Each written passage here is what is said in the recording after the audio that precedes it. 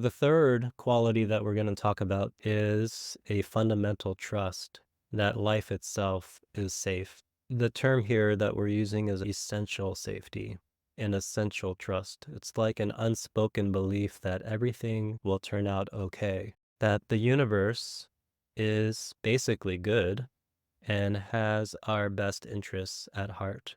So it's a deep, instinctive knowing or feeling that we can rely on life in the world around us. So in this case, trust isn't something that we have to put on, something that we have to go, oh, I'm about to do this thing and I'm going to consciously trust that it's going to be fine.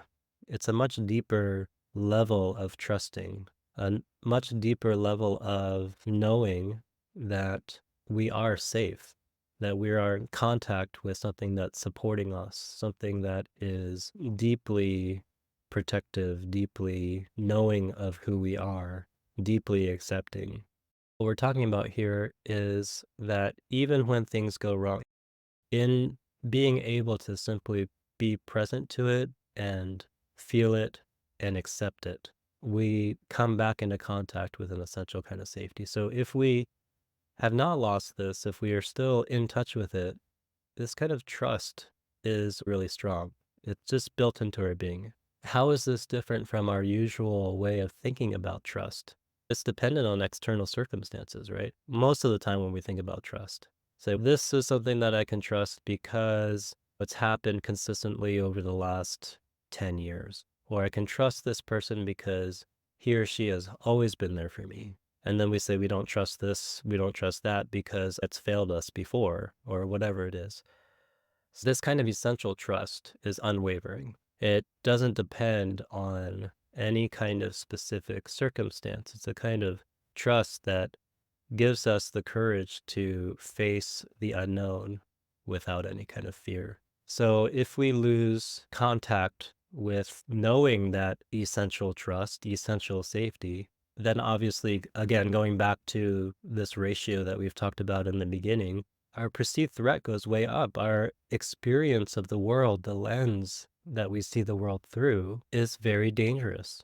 That we just see objectively safe things as dangerous, as us not being able to handle it, because the whole world around us, the whole experience and the way that we experience things becomes really shaky. Without essential safety, we try to manage and influence everything around us, and this creates a cycle of fear and insecurity. We end up worrying about not having enough support and that we can't trust what's appearing in our lives.